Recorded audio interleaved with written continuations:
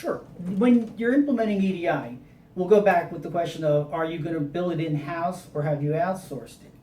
When you're outsourcing your EDI, the real workload to you is minimal because the outsourced provider is doing all the heavy lifting.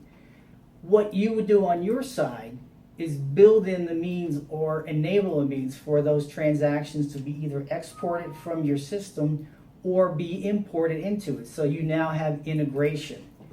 When you're doing your own EDI system where you're bringing it in-house, there is a fair amount of work that needs to be done because you're going to have to get translation software, you're going to need mapping software, you're going to have that put on a server, and whether it's an existing server or a dedicated one, that's up to you, because if you have the bandwidth that you can utilize an existing one or go with a hosted server solution, that makes the most sense.